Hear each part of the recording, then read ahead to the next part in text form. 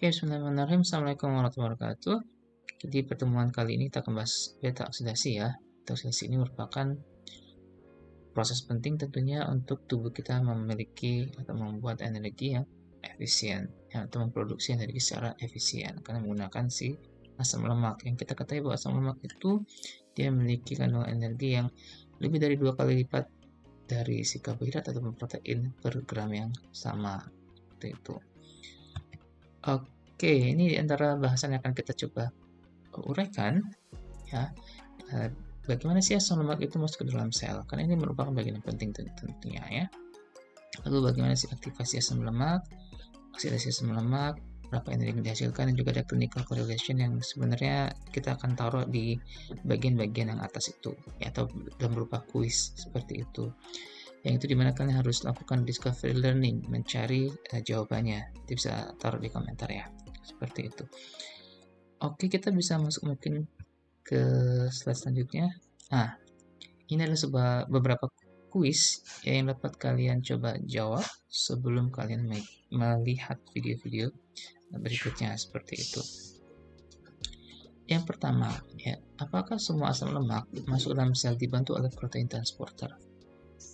Yang kedua, langkah awal oksidasi asam lemak selalu dimulai dengan reaksi aktivasinya dengan asid CoA di membran luar mitokondria. Nah, benar atau salah atau yang lainnya silahkan dijawab di komentar. Lalu, oksidasi asam lemak terjadi khusus di mitokondria. Lalu, energi yang dihasilkan asam lemak tidak dipengaruhi oleh jumlah rantainya. Dan pertanyaan terakhir, asetil CoA merupakan molekul yang spesifik dihasilkan dari oksidasi lemak. Ya, kalian bisa jawab sekarang ataupun nanti kita coba uraikan di video ya, di slide-slide setelah ini seperti itu. Oke, kita lihat dulu aja ya overview dari lipid metabolism atau bagaimana gambaran besar dari metabolisme lipid, terutama beta oksidasi yang kita bahas hari ini ya. Ini merupakan gambar yang kalian sudah kenal seperti itu ya, di metabolisme karbohidrat ya kan. Ini ada glukosa menjadi glukosa 1 fosfat, glukosa 6 fosfat, dan ke asetil CoA dan siklus Krebs seperti itu.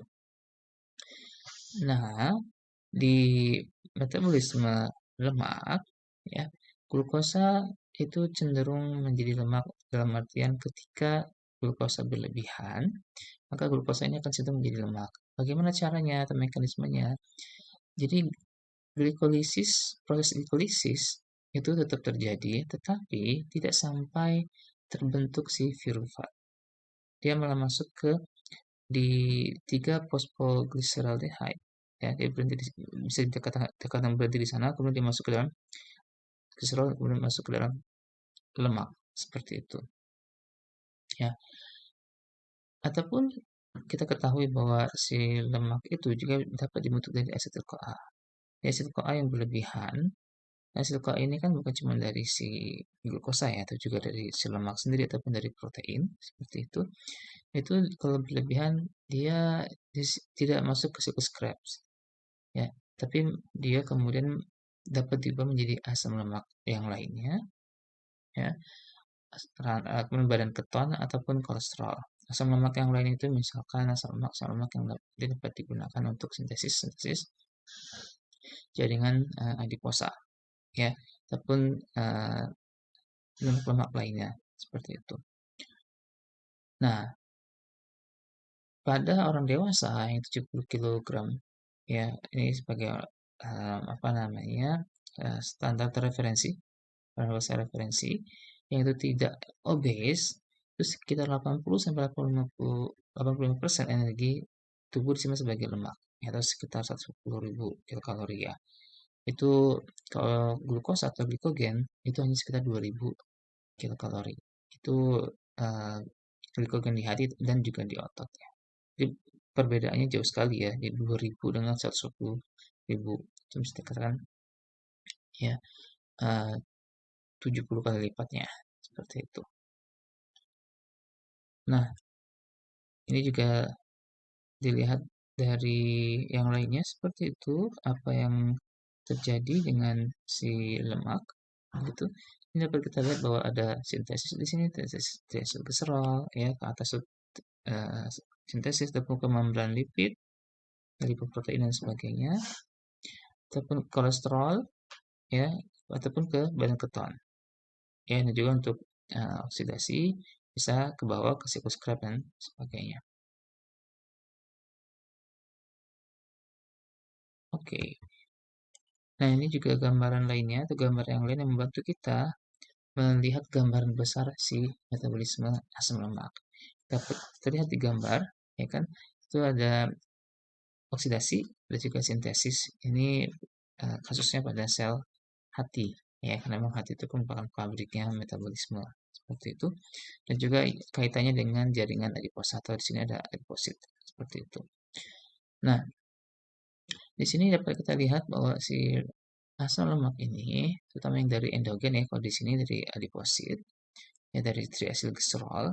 Kemudian kita ketahui bahwa si triacylglycerol ini ketika dia dipecah, seperti itu misalkan tubuh dalam keadaan interprandial, dalam keadaan misalkan olahraga atau dalam keadaan puasa seperti itu, maka si triacylglycerol akan dipecah.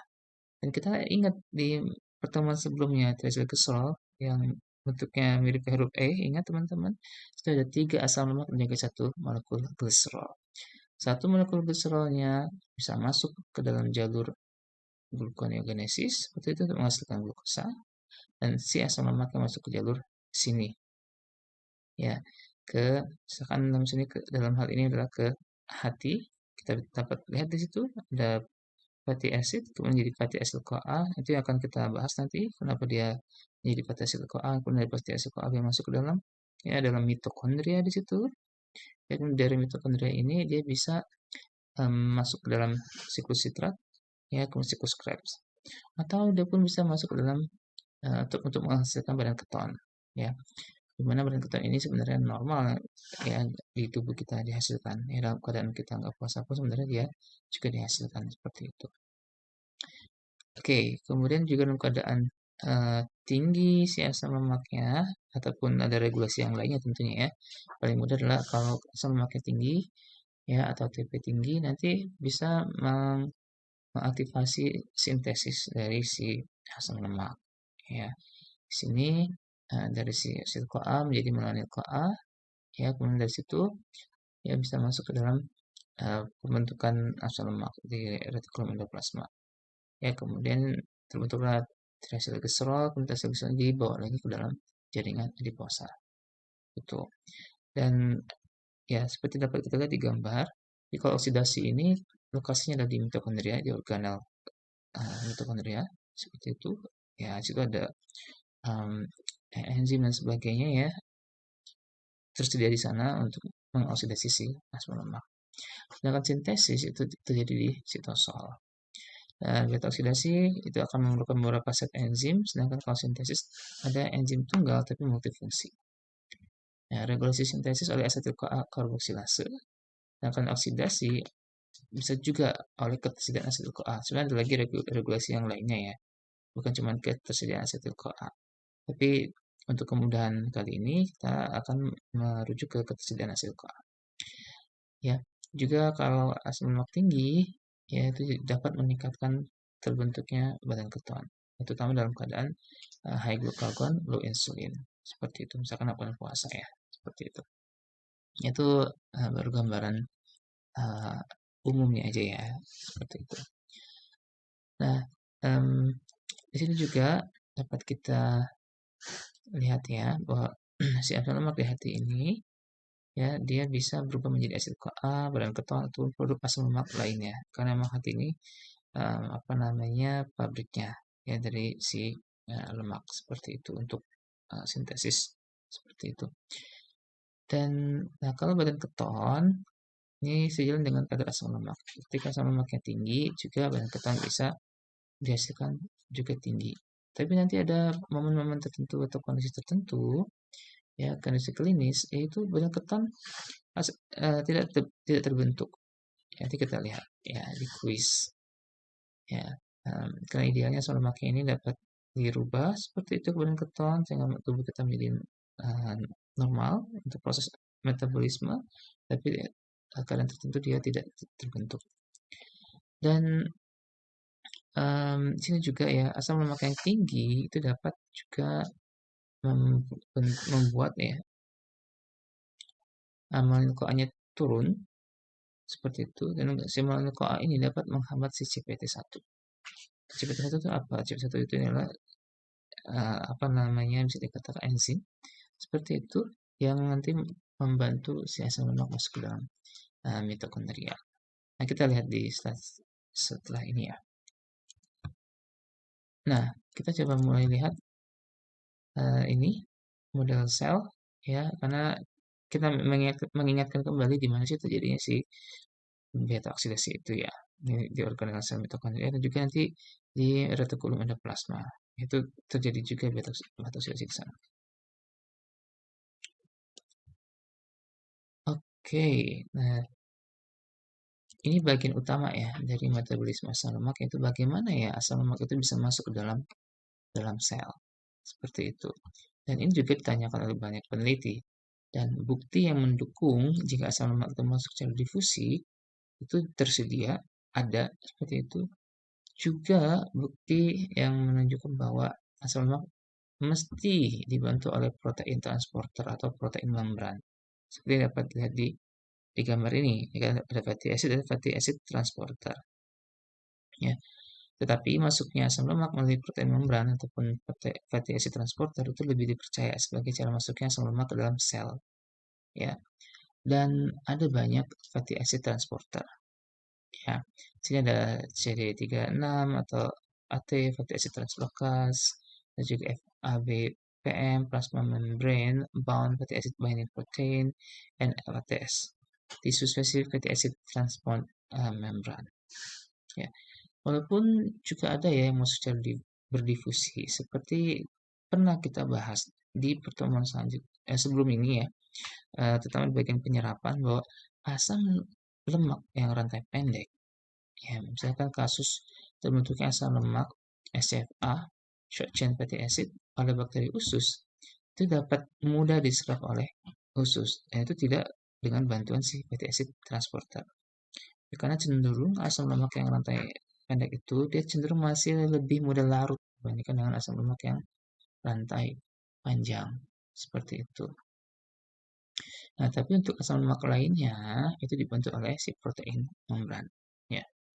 Dan bukti menunjukkan, misalnya saja ya, kalau kita bicara tentang FABPPM, atau si plasma membrane bound fatty acid binding protein, studi menunjukkan kalau ada penghambatan si transporter ini, maka kalau ada penghambatan transporter ini, maka pengambilan asam lemak itu akan menurun ya di hati, di lemak, di jaringan lemak dan juga di jaringan otot jantung. Itu sekitar 50-75% turun ya si pengangkutan atau pengambilan lemak dari luar sel. Ini menunjukkan bahwa peran membran protein ini dalam mengangkut sel atau mengambil sel dari luar seperti itu. Sedangkan untuk tissue specific fatty acid transport protein ini sebenarnya konsepnya mirip seperti ya glukos transporter yang kita bahas di metabolisme karbohidrat. Ya, ini juga ada banyak macamnya seperti ya tissue specific fatty acid transport protein 1 atau FATP1. Itu banyak di otot jantung dan juga otot rangka. Ya, sedangkan FATP2 dan FATP5 itu banyak di hati. Dan nanti si FATP2 dan FATP5 ini berkaitan ya dengan metabolisme lemak dan juga aktivasi asam lemak asilkoasintetase. Ya, nanti di slide selanjutnya kita akan bahas itu. Sedangkan kalau si CD36 atau FAT, si fatty acid translocase, ini kadarnya itu sejalan dengan oksidasi atau laju oksidasi lemak. Artinya gini, sel jantung yang itu lebih aktif, itu lebih banyak ya si protein membran ini dibandingkan dengan otot rangka gitu. Dan si CD36 ini dia memiliki kemampuan unik, dia bisa bergerak ya di dalam sel, di intracellular endosom ataupun di bagian luar si membran plasma seperti itu. Jadi ketika asam lemak itu dibutuhkan banyak, dia bisa muncul dan kemudian bisa mengambil asam lemak seperti itu, ya. Misalkan dalam keadaan puasa, dalam keadaan olahraga, atau dalam keadaan stimulasi insulin yang tinggi, dia akan muncul dan membantu penyerapan asam lemak seperti itu. Nah, sekarang kita masuk ke bagian bagaimana nasib si asam lemak yang sudah masuk ke dalam sel. Oke, jadi asam lemak ini perlu diaktifasi seperti itu di dalam sel dengan ya dengan diikat oleh si asil CoA untuk membentuk fatty acyl CoA ya oleh si enzim asil CoA sintetase atau fatty acyl CoA sintetase FACS seperti itu. Ya, konsepnya mirip seperti bahasan kita pada glikolisis ya. Dengan si glukosa itu masuk ke dalam sel, kemudian glukosa difosforilasi menjadi glukosa atau fosfat supaya di berat molekulnya agak besar sehingga dia tidak mudah keluar dari membran. Ya agak serupa dengan itu, jadi si asam lemak, terutama asam lemak rantai panjang, diikat dengan si asil CoA ini, membentuk ikatan CoA ester seperti itu, sehingga nanti dia lebih aktif dan dapat diproses ke proses selanjutnya. Nah, yang penting kita pelajari di sini adalah si FACS ini, si fatty acyl CoA sintetase ini tergantung dari karbon atau panjang karbon si asam lemak. Kita ketahui bahwa asam lemak itu di pertemuan sebelumnya kita bahas ya, dia memiliki dapat memiliki karakteristik dari segi panjang pendek si rantainya ya, ada rantai pendek, medium, panjang dan sangat panjang. Ataupun ada nanti yang dia jenuh tidak jenuh seperti itu, ya kan? Artinya gini, si enzim ini dia bergantung dengan si asam lemaknya. Jadi dia kita katakan sangat personalized atau spesifik untuk si asam lemaknya. Jadi untuk asam lemak yang pendek dia ada ACSS ya, short, ada lagi ACSM yang moderate, ada lagi ACSL yang long, ada lagi yang very long ACSVL. Untuk asam lemak yang lebih dari 20 karbon seperti itu. Nah, si ACSL ini yang menarik yang banyak kita bahas, yang dia memproses ya mengkatalis asam lemak yang rantainya 12-20 seperti itu. Dan ini dia tisu spesifik, artinya di jaringan tertentu dia beda ya isoformnya. Misalkan KCSL6 itu ada di sel saraf, KCL1 ada di hati seperti itu. Dan si ACL1 ini ya, dan juga nanti ada SL5 ya, CSL5 itu turut meregulasi sintesis asam lemak ya. Dimana nanti kalau ada defisiensi si ACSL1 ini, maka sintesis terhambat sedangkan oksidasi meningkat seperti itu. Dan enzim ini ditemukan di retikulum endoplasma dan juga membran luar dari mitokondria seperti itu. Oke, dan proses konversi perlu ATP, CoA dan juga magnesium. Nah, sini kita dapat lihat bagaimana ada zat gizi mikro yang dibutuhkan. Nah, pada gambar dapat dilihat ya. Di sini ada si asam lemak, kemudian dibutuhkan ATP, ya, kemudian membentuk ikatan ya fatty acyl CoA ya. Seperti ini fatty acyl CoA. Dan fatty acyl CoA ini nanti akan di transfer ya. Tengok di sini fatty acyl CoA ya akan dikonversi oleh si CPT1 ya. Karnitin palmitoyl transferase 1 menjadi asil karnitin. Nanti dari asil karnitin dia akan oleh protein atau translokase seperti itu akan masuk ke dalam bagian dalam dari si mitokondria dengan tentu saja ada karnitin yang keluar. Ya, jadi ada antipod di sini. Nanti di CPT2 dirubah lagi ya si asil karnitin menjadi fatty acyl CoA seperti yang di atas ini. Ya, seperti yang pertama kali dia masuk dan diaktifasi oleh si FACS. Fatty asid CoA inilah yang sudah ready untuk di beta oksidasi. Nah, seperti yang tadi saya sampaikan bahwa si fatty asid CoA ini cenderung untuk asam lemak yang rantai panjang, ya. Misalkan CPT1 ini kan palmitoyl. Palmitoyl ini adalah lemak dengan um, karbon 16.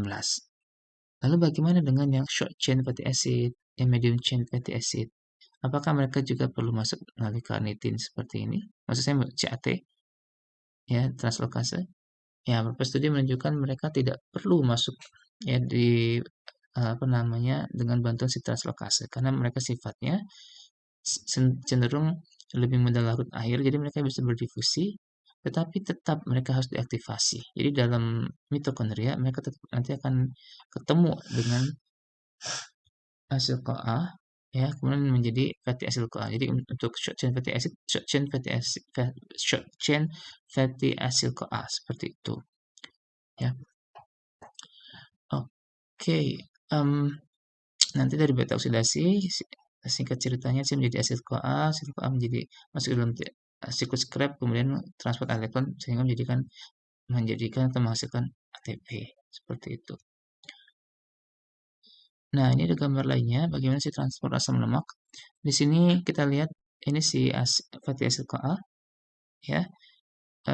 Kemudian, nah, sini ada carnitin acid transferase. Ini adalah istilah yang lebih umum daripada si CPT1, ya, atau carnitin palmitoyl transferase. Karena kalau carnitin palmitoyl transferase itu cenderung untuk yang asam lemak rantai panjang, kalau carnitin acid transferase ini menggambarkan untuk seluruh asam lemak seperti itu. Ya, oke, jadi carnitin acid transferase di sini dapat kita lihat perannya sama, ya, yang merubah si fatty acid CoA menjadi, ya, di sini, ya, dengan adanya carnitin, ya, dia menjadi nanti fatty acid carnitin, ya. Dan fatty acid carnitin masuk, ya, dengan si transporter di sini.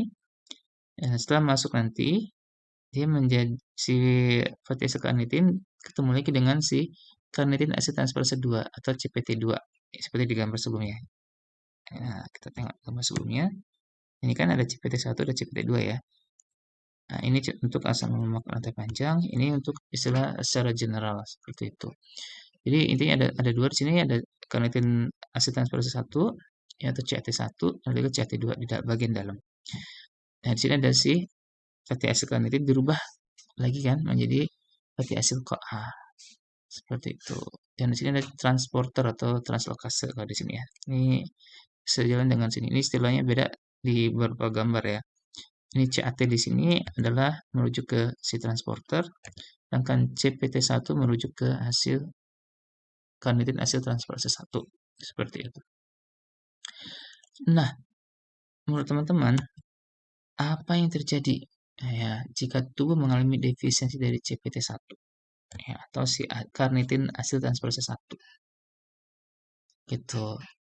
Tentu saja mudahnya, ya, si asam lemaknya nggak masuk, ya. Tapi bagaimana dampak dan gejalanya? Lalu bagaimana penanganannya? Kaitkan dengan dietetik, ya. Seperti itu. Nah, bagi yang bisa jawab nanti sisa silakan tulis di komentar. Oke, itu dulu bagian pertama. Bagian kedua kita akan bahas si beta oksidasi dan bagaimana langkah-langkahnya.